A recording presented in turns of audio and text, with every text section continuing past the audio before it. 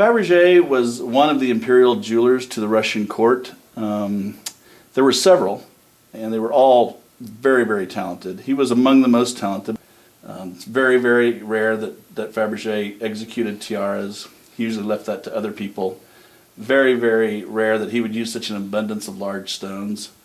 But you can almost see that, when Faberge got the order, I'm sure it was something that he received from a very long-standing client that he didn't want to disappoint.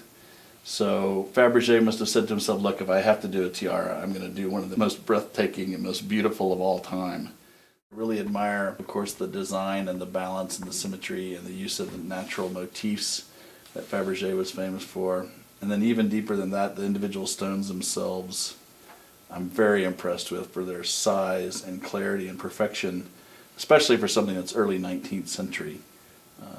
Mining is an extremely processed today in the 21st century with all modern technology, but to find high quality stones in any number in the 19th century, especially the early 19th century, was quite an endeavor and an undertaking. So these were truly the rarest of the rare gems, and certainly fitting for Faberge or Empress Josephine or Alexander I, all of whom had their hands on these specific stones. So I see it a little bit. I see the beauty, appreciate some of the history, and certainly the effort and cost that went into putting something like this together originally and still today.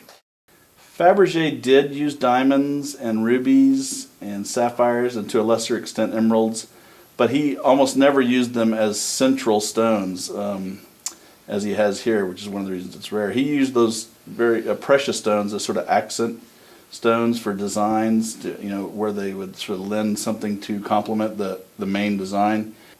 The story, as I understand it, is that it's called the Empress Josephine tiara because Tsar Alexander I gave her these briolet stones, supposedly on the occasion of her divorce from Napoleon I, and after the divorce, he was apparently a regular visitor to her, and they were friends.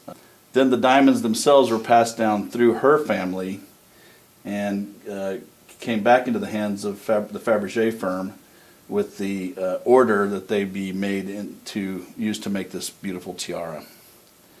And then from royal descent down to the modern day, when it got to be auctioned, and created quite a stir in the fine gems world, because Faberge, certainly a very, very well-known name, but not necessarily for tiaras. He made very, very few tiaras, and this is, I believe, in my opinion, the finest of the ones that he did make.